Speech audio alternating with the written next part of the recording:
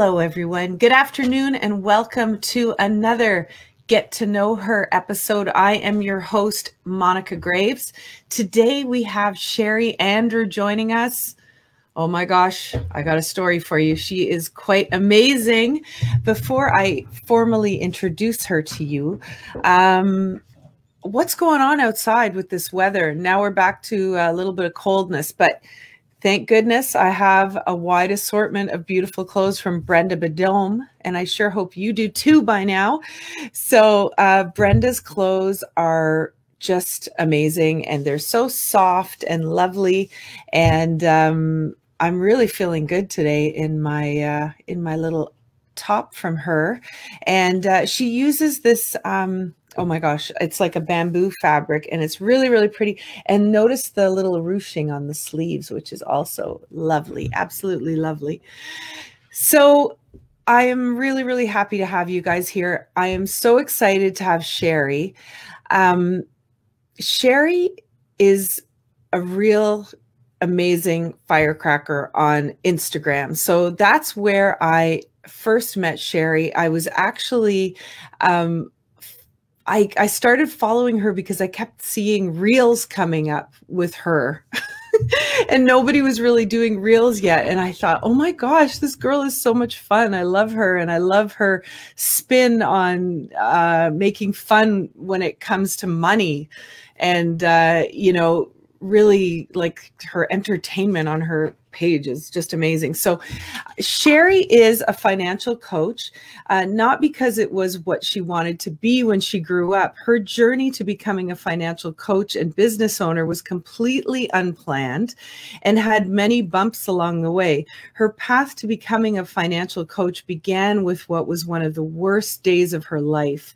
The shock she experienced from this day was a complete understatement. It was unexpected, and she was not prepared. So I'm really excited to hear this story and have Sherry on. Let's bring her on. Hello, everyone. Sherry, I'm so happy you're here. This is so great. I'm excited too. I always love chatting, anything money, finance, just getting to know people, especially other entrepreneurs, because there's so much of a community with everybody supporting one another. And I love that. I do too. And I love how you are cracking, like you're breaking this fear barrier that we all have around money, and you're so open with it. And I love that about you. But we all want to know, what did little Sherry want to be when she grew up? That's funny. When I was reviewing the questions, I saw this question, like, I don't remember what I wanted to be when I grew up. And what I first remember is when it was time, my last year of high school, to think about like what was next and start applying to colleges and things like that. I applied actually to go to college to be an accountant, and thankfully the universe had other plans for me and derailed that, because even now I'm just thinking about that. Like, yes, there's lots of accountants out there that make things fun, but when I think about accounting, it's kind of like dry and boring and not really fun. So I could have been an accountant, and who knows, I may have still been led to financial coaching, but thankfully I didn't waste a lot of money on something that now as an adult, I'm glad I didn't do. Wow. Oh my gosh. That's quite something. So what were your interests as a kid? Like what kind of a kid were you? Were you sporty spice or what? No, and it's funny. I've got a large group of friends that I have known for decades and decades, like from kindergarten and before kindergarten. Love it. And for some reason, I kind of like live my stories through them. Like I have periods of my childhood where a friend will be telling me about something, like, I don't remember that. And then it starts like, it just gets foggy, and then it starts to come in. So I don't know what that says about me, but as a child, I don't have like really clear memories of my younger years. Yeah. Oh, I love that you're in touch with your kindergarten kids, your friends from then. So am I. And we have, we went to a school called Woodside. And so there's 5 of us who keep in touch, and we Zoom on Saturday mornings just to keep our sanity. And we call ourselves the Woodside Wonder Women. So It's so awesome. And you're right. There's so many things that friends will remember. And it goes back to that whole thing about how they say, you know, people will never remember what you said or did, but they'll always remember how you made them feel. So those memories come back because you know, I'm sure you made your friends feel great. I love it. That's There's so some good. stories where I didn't, to be honest, but that's okay. There's still learning. Oh, that's good. So, Sherry, can you walk us through your career and what kind of happened for you, like after high school? Yeah. So after high school, I became a mother. So I graduated in June, and I had my daughter in October. So that's what changed my college plans, which I'm so grateful for. So becoming a young mom, I had to like find a way to make income. And one of my friends worked at a local manufacturing plant, and she said, like, because I'd had jobs, but they were working different hours and things like that. And I needed a more stable, like regular shift. Mm-hmm. So my girlfriend got me a job at a manufacturing plant. And I thankfully moved up through the ranks, started through a temp agency at $8 an hour, and then ultimately was in a leadership role when one day, after almost 17 years with the company, it's like, thanks, but no thanks, you don't have a job anymore. No. And it was just, it's kind of a funny story. So I worked shift work. So the shift I was working the week that I got fired was midnights. So it started on Sunday night, overnight into Monday morning.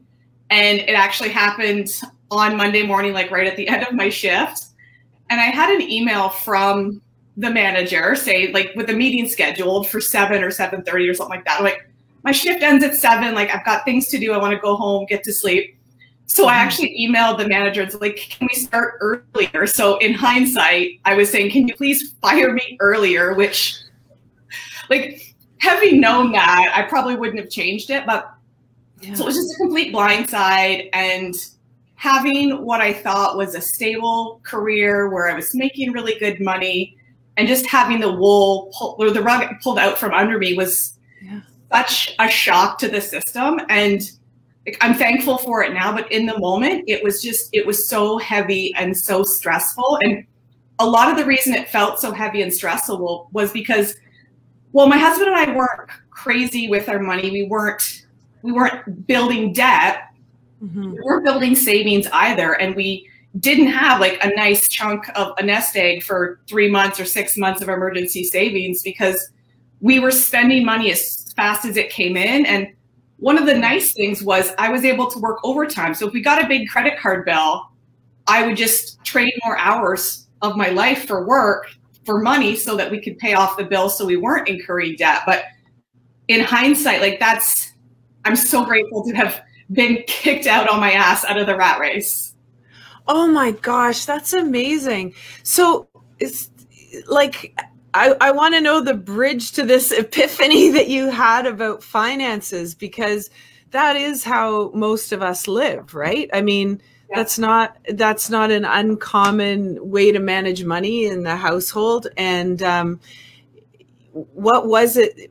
Was it that frustration of not having this nest egg that made you sort of reevaluate, or? Well, no, honestly, it was getting fired. So yeah, the 3 days after I lost my job, day one, my phone was blowing up with so much love from my coworkers and friends about like shock and support. And then day two, thankfully, friends that had a pool were on vacation that week too. It was in the summer, so I might have had a few beverages by their pool that day and not the whole day. But then the very next day, I sat down. I'm like, we had a budget before, but it's like, okay, here's our budget. And then here's a $2,000 credit card bill for the month that's outside of the budget. So it was like, we had a plan, but we didn't have those systems, and we weren't really motivated to stick to it because we didn't have to. Okay. So on day 3, we sat down, and I say we, but it's more me. I love my husband to death, but like, I'm the manager of the household money. And what we did is we looked at everything and we pulled it all back to figure out, like, what can we reasonably live off of and just the shock of like, now you have no income, that's a pretty big motivator to stick to the plan. Yeah. Yeah, definitely. Okay. I just want to tell you how much I love this, because I worked for I worked for Canada Post for 18 years, and I left 11 years ago, and I left because they were offering people packages and I took it, right? Yeah. I have to tell you, in those years, looking back now, I was so unfulfilled and spent money like it was going out of style to fill a hole. Yes. And now with the business, I mean, I sacrifice everything from my business. I'll eat macaroni and cheese for a month if I have to keep the business going. And I wouldn't trade it for anything. Like 100%. It is so worth it. It's so worth it. I love everything. Myself, everything has changed. Like, you know, it wasn't me back then. Do you feel that way too? Like that wasn't you? 100%. Like, and it's all about, whenever somebody asks me, like, what's that one thing? Give me one tip. It's like, get intentional with how you're spending your money. And even after I lost my job and I was on unemployment for a little bit and things like that, and so our income was still significantly less as I started to grow my business, but we were able to put more towards extra mortgage payments than when I was working full time because of that extra like level of intentionality and focus. And really it comes down to, if you're spending money because you're miserable, you are going to spend a whack of money. Like, I was just writing a post for my upcoming, one of my social media posts, and it was about a trip that I took shortly after I got let go. And I literally used to travel and leave the country. I loved it, of course, but part of it was like, I need to leave the country to not be stressed and get phone calls from work. And now when I think about travel, it's so different, thinking about not having to travel to escape, to travel to truly have it to be something that I enjoy, because it was an escape, and it was an area where we were spending a lot of money so that I could get that escape. Yeah. Amazing. It's such a huge shift.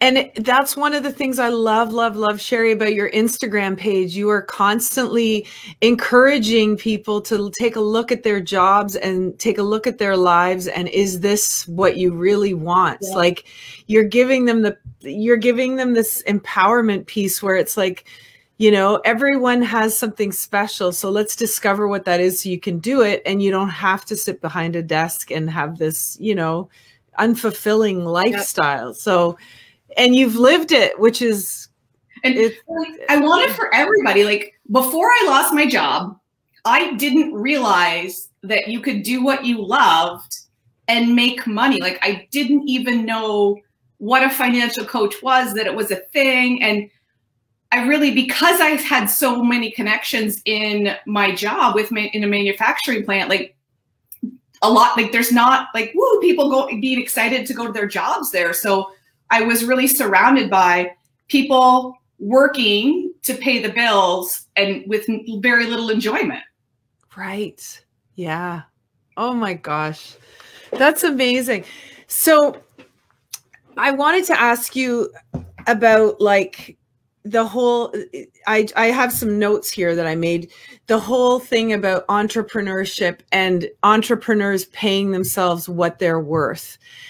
What are they worth in your opinion? Like, do you work with your clients to come up with a formula for that, where you're like, okay, let's look at the whole picture. We're looking at overhead expenses. We're looking at cost of goods, whatever it is. Yeah.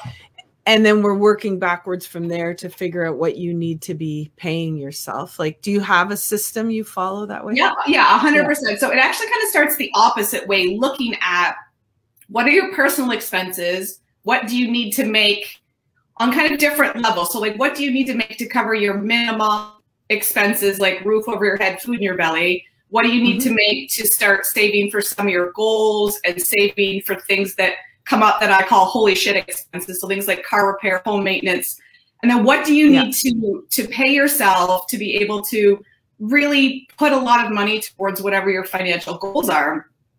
And then we look at the business side and the business expenses. And it's like, if you make this much money in your business, here's what you can pay yourself. And a lot of it comes down to pricing, making sure that you're pricing appropriately, whether that's a service business or a product-based business. And what I find is I work more with service-based businesses just because that's who happens to find me. But people do not believe in themselves. They're not confident in their pricing, and they're not charging what they're worth. So like when I was there walking through that in my business, when I first started, I wasn't charging people. I was just trying to gain some experience.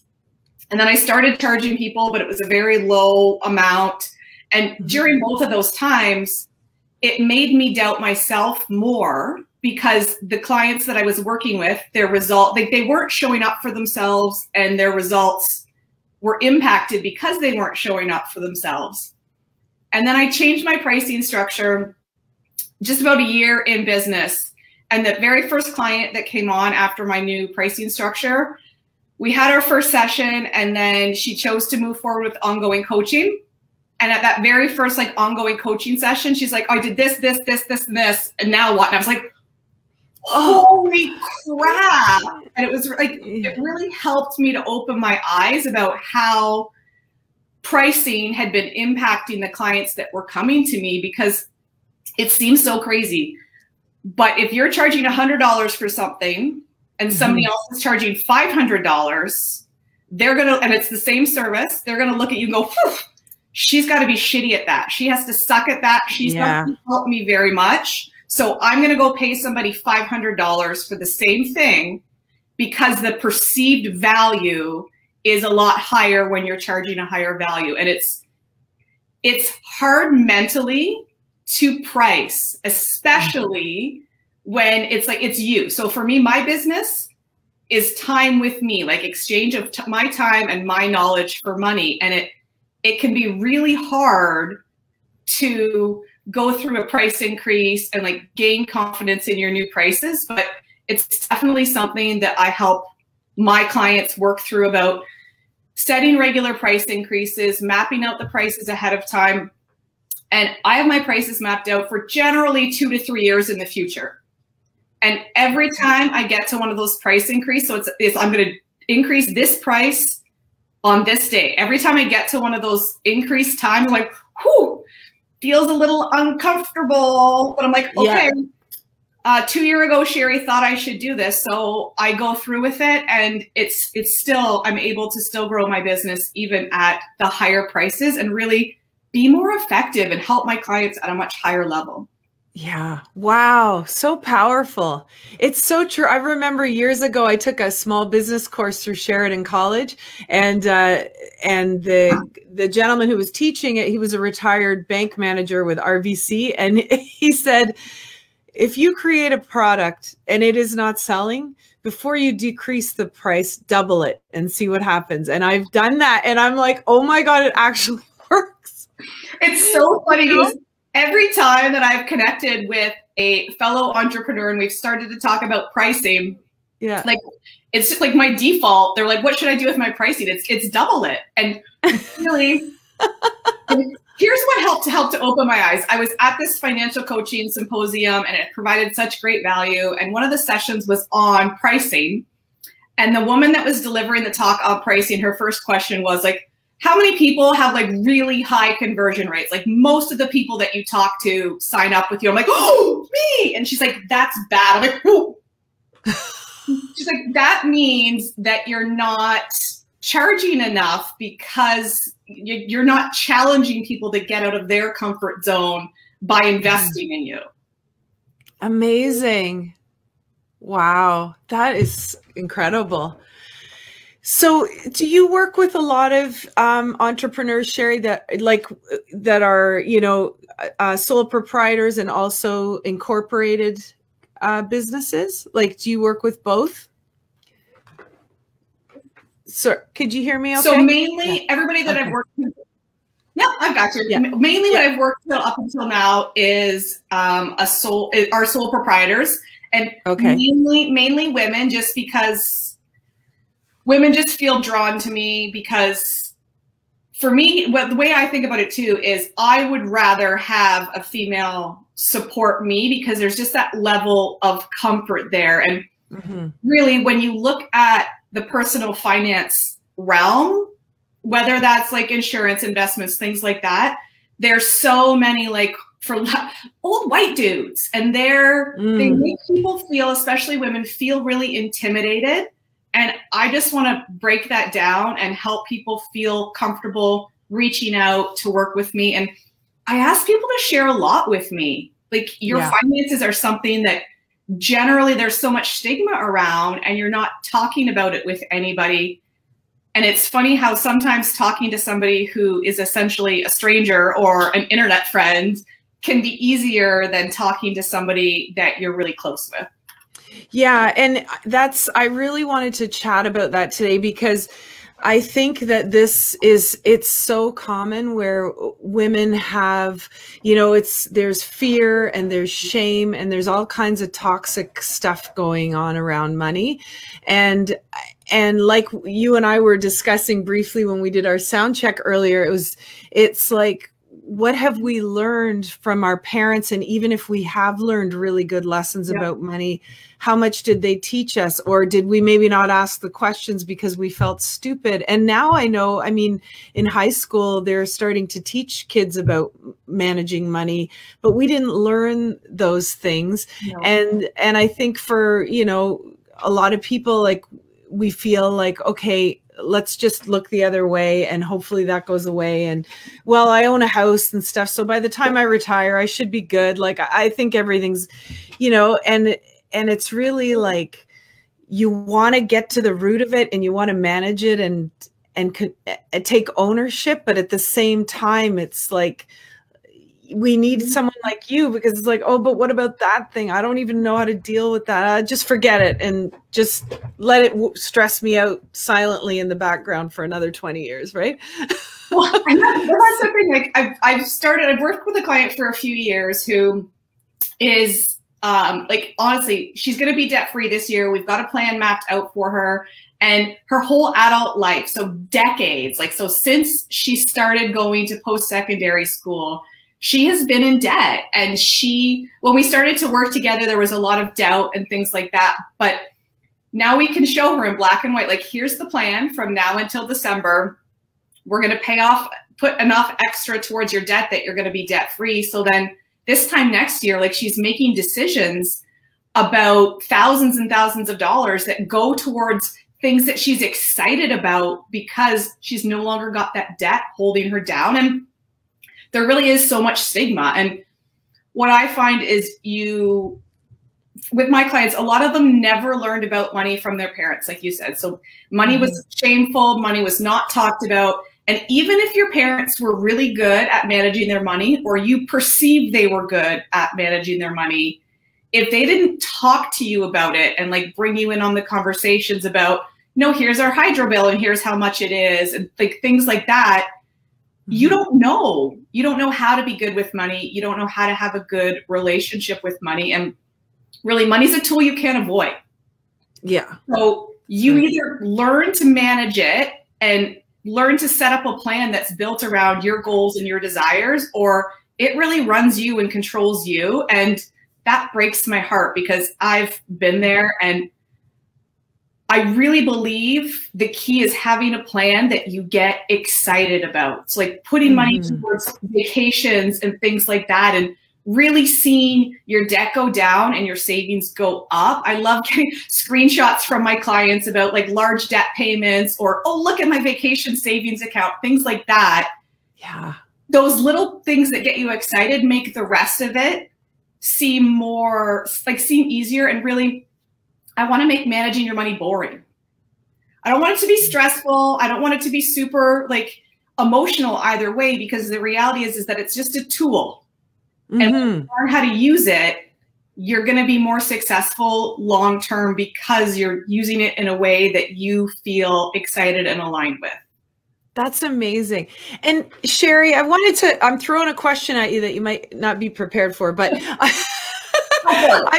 what do you think about, like, since COVID and there's all of these things going up, like debt consolidation for people, like to get out of credit card debt, and it's all, and even going, you know, for assistance from the government and that kind of stuff. Like, what's your opinion on all of this with COVID?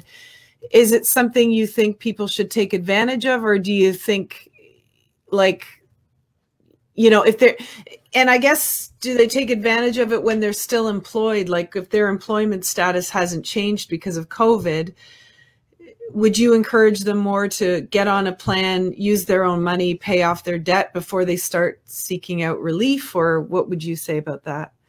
So two things there. So one was when it comes to like government support and things like that. So it's funny. I have one client who, she has a small business and her business has been required to close because of the lockdowns and the rules by the Ontario government. And so we started working together between like lockdown number 1 and lockdown number two. Yeah. I'm like, yeah. So she is okay. Like, they can live off of just her husband's income.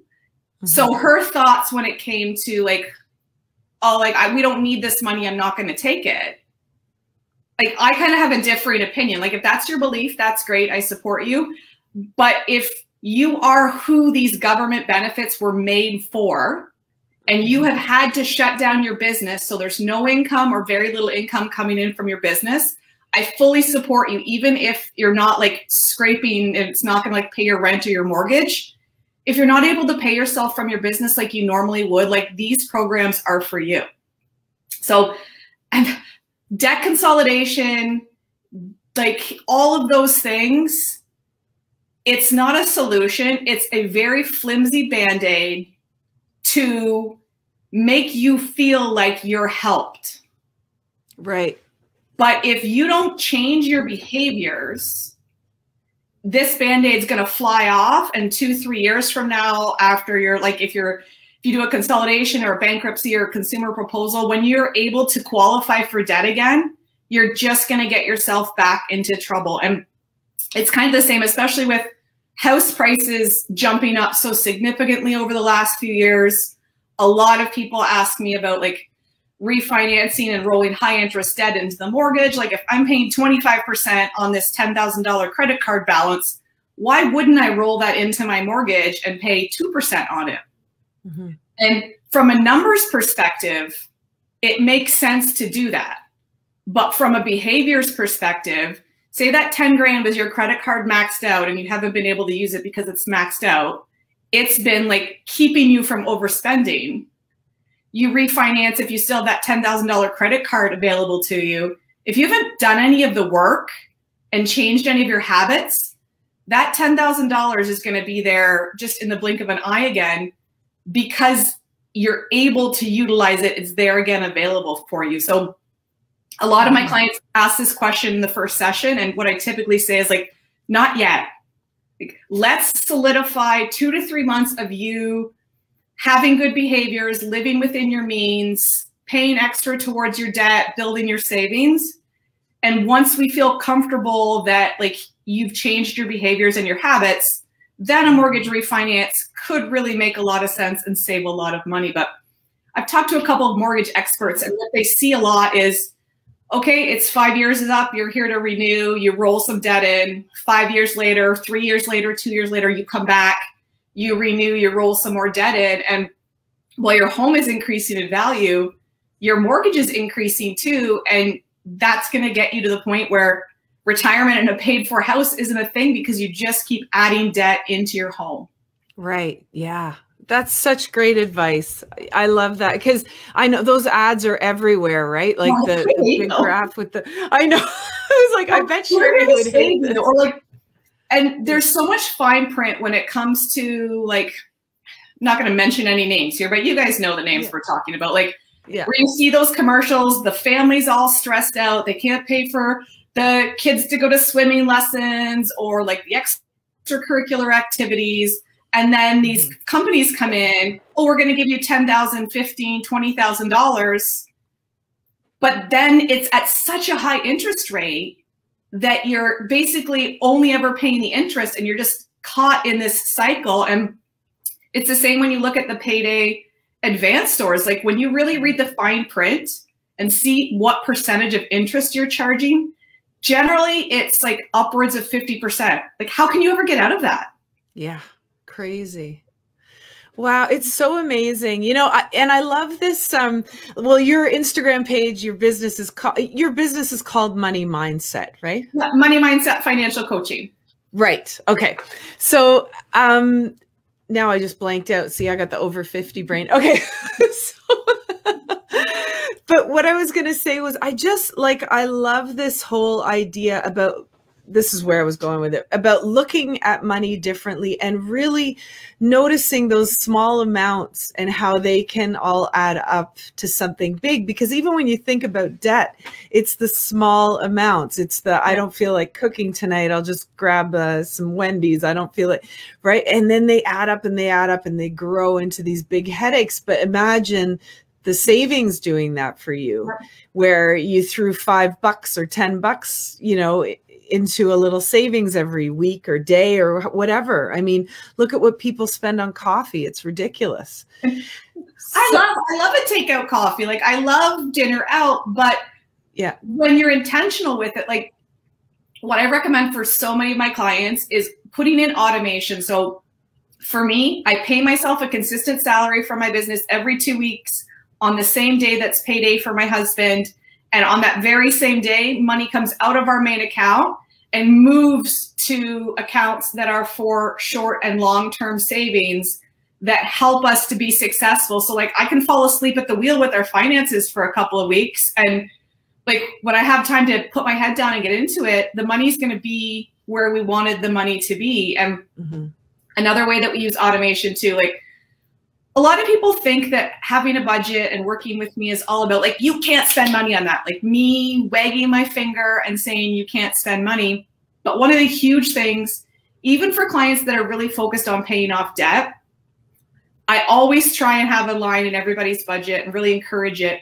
That's personal spending money. So it's your fun money for you to do whatever you want, whether you're single or your money is separated from your spouse or partner, or whether you're a couple. Like, having some money every week, every 2 weeks, once a month, whatever that looks like, that's just for you to spend on whatever you want without any judgment or without impacting your larger financial picture. So this is something my husband and I have always done for as long as I can remember. The amount has changed drastically. It was an area that after I lost my job, it got the axe pretty much to non-existent. But even at that time, when we lost an income overnight, we still had a little bit of money there every payday for the things that we wanted to do, whether that was like a coffee or lunch out with a friend or takeout that wasn't on the bigger picture. So it really helps my clients to find that balance between their future, but also the present. And you know what else I love about that, Sherry, is you're also, by using that method, you're helping people with their shame, because that's exactly what happens. You have a credit card debt and then you got a little bit of extra money and you're like, oh, I should really put on the credit card, but I really want the Wendy's tonight or whatever it is. Yep. And then you feel bad. You feel bad after you ate it. You feel bad. It's all this negativity. Whereas if you have that little bit aside, then all of a sudden it's like, I'm going to really enjoy this Wendy's. This is going to be the best damn meal I ever had, right? Or you think about it differently, going, oh, I only got $40 in that account until next payday.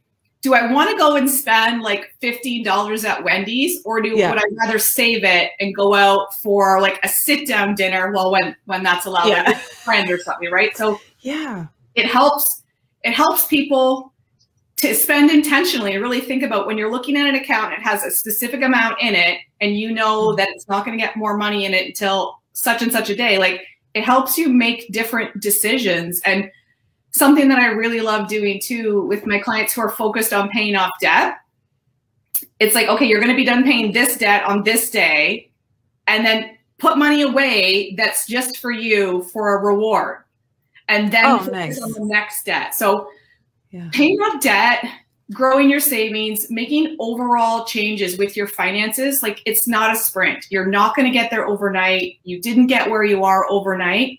So really building those things in that make the marathon seem easier is going to help you stay on track. And there's so many simulations between your health and your diet and your exercise and personal finance. Like you have to eat and you have to spend money. Like those are two certain things in life, right? So if you tell yourself, oh my God, I really love cookies, because I really love cookies, but I'm not going to have a cookie for 6 months. What's going to happen? Like, so you're going to get into like, oh, week 1, maybe you're successful. Week 2, it gets a little harder. Eventually you're going to hit that point where like, oh my God, I'm going to eat a box of Oreos for dinner. Because right. There's so much restriction, and then eventually you just crack. So it's really about with your money, finding that balance so that you don't feel restricted, but you still feel like you're successful, and you will be successful for the long term. That's wonderful. And do you also go by that whole, you know, when you look at your debts, like to start with, I remember reading this once. They said, instead of chipping off a little bit of each thing at a time, choose the one with the highest interest rate, and get rid of that one first, and then move on to the next one and keep up with your minimums on everything else. Do you agree with that, Sherry, or do you have a different? I agree with focusing on one at a time. So it's always like minimum payments for everything. Yeah. But which debt to focus on is different for everybody, right? So sometimes it comes down to math. Sometimes it's what is the highest interest, and that like logically makes sense that you're going to save yourself a little bit each month. Sometimes it is what is the smallest debt, and how can we get a quick win and pay that one off quickly, and then you're into the next one. One of my clients actually was really successful with, I don't know if there's a name for it, I call it the emotional method. The first debt she decided to tackle was a debt that had 0 interest, but it was to a friend. So when she thought about this debt, she was overthinking everything, right? Like, okay, I'm going to go out for a beer with a friend. Okay, well, I can't post that on social media because then so-and-so is going to see it, and they're going to think that, oh my God, that could have been $20 paid towards the debt. So that it's about finding basically which debt pisses you off the most and using that, like that energy to pay it off. And then you get inspired when you see one soldier fall down, and then it really, I've had to be successful with every different sort of debt payoff method. It's all based on really what's going to work for you and the why behind it, right? Figuring out why it's important to pay off that debt. I love that. I've never heard that before. That is such great advice. Oh, and this client took down the debt so fast, that first one. She just got so inspired to hop into her next one, and she's been taken down ever since. Oh, that's so great, Sherry. So how are you doing with your base of clients? Are you open to more business right now? Like, are you still bringing on more people, or? Yeah, so I just launched a new program this week. It actually got launched earlier in this month to a couple of my different communities, but it's fully open now.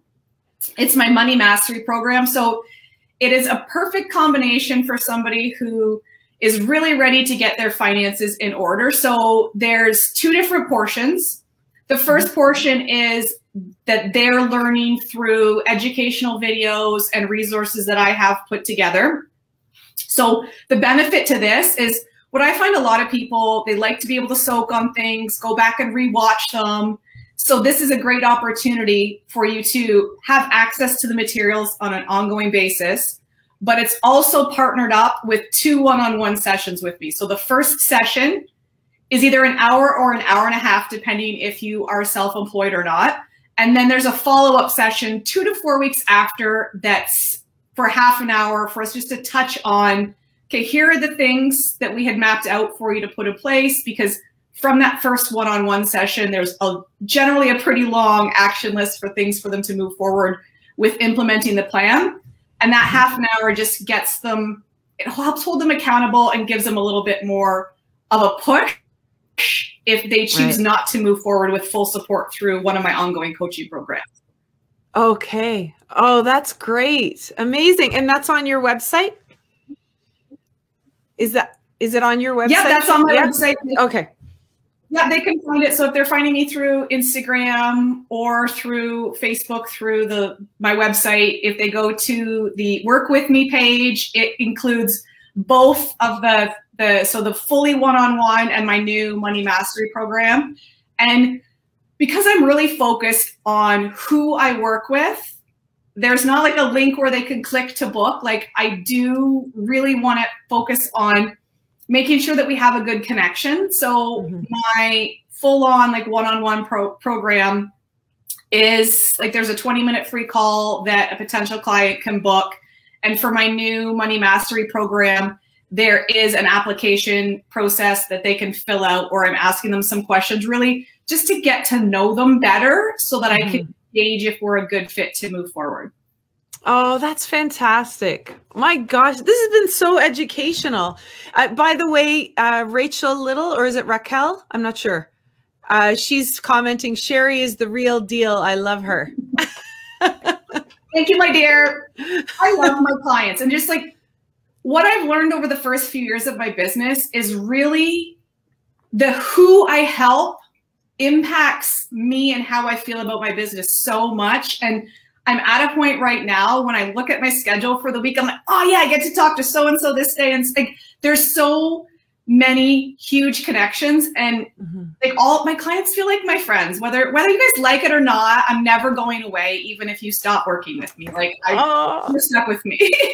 That's so great. I love that. So, you know what I wanted to ask you, Sherry, like for anybody who's watching this and is kind of thinking, oh God, I could really use this help, but I feel so ashamed or guilty or whatever about X. Can you share with us some of the things that women feel guilty and shameful about that stop them from calling you? Oh, and what they should not feel?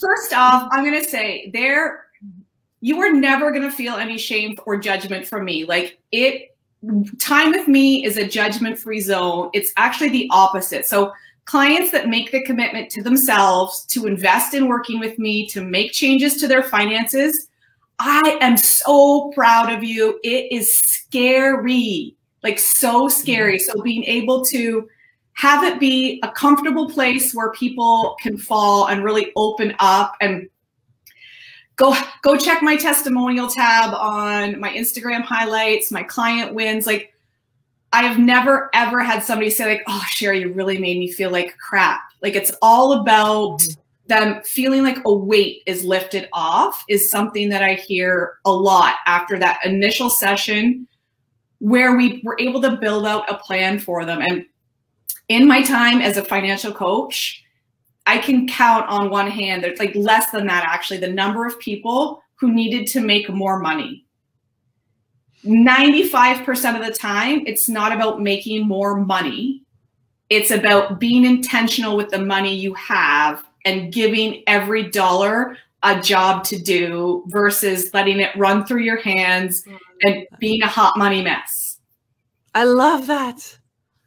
Yeah, that's so great. And if somebody today would want to open up a savings account and they don't have one, is there one that you would recommend that pays a good interest rate, or you know, I mean, I guess a TFSA is always a good way to go, but what would you say, even if you only had, let's say, $40 a week just to put aside, where would you be putting the that? first thing I want you to think about is having easy access to the money going to set you up for success or failure?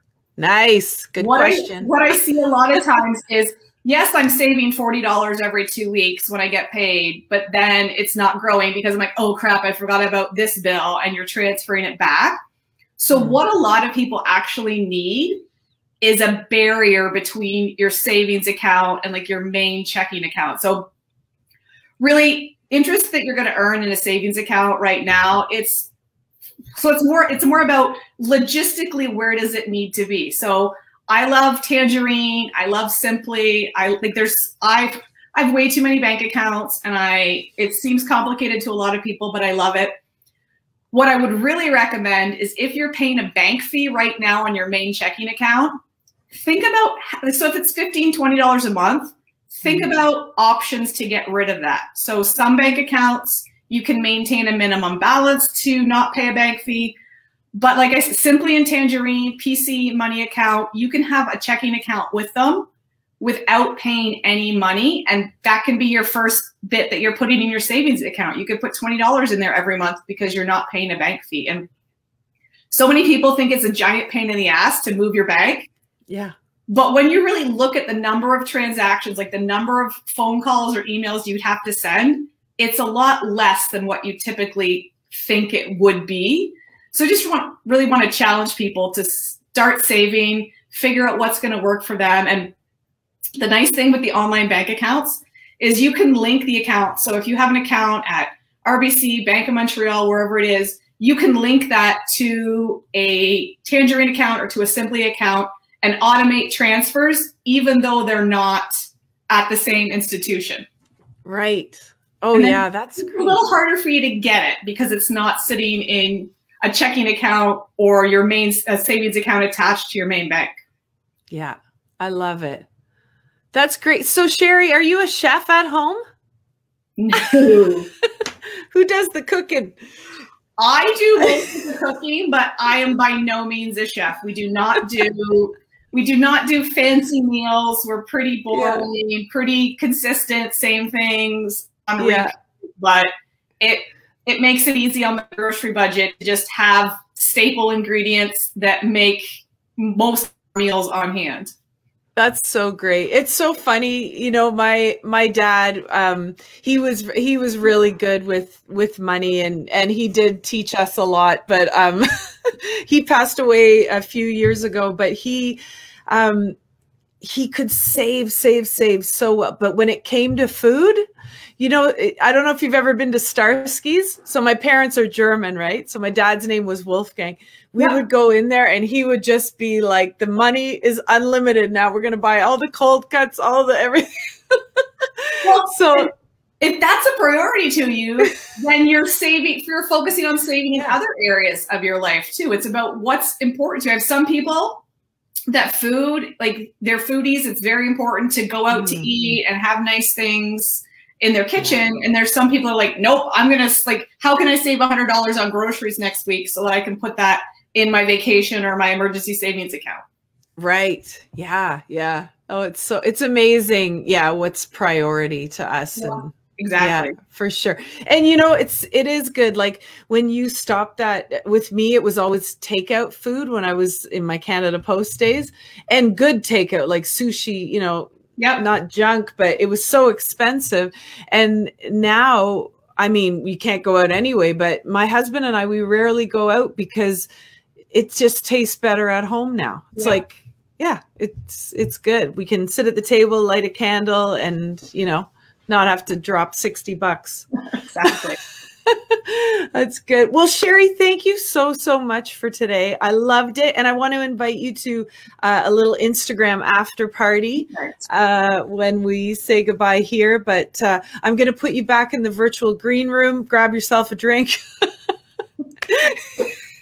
Enjoy yourself, and I'll be back to you. Thank you so much, and we'll chat again soon.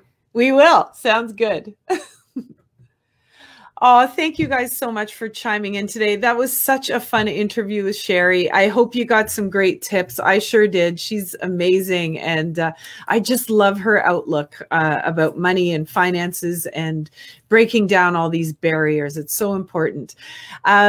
So guys, don't forget, you got to go shop at brendabadome.com. Use the coupon code GET2KNOWHER for 21% off of your order.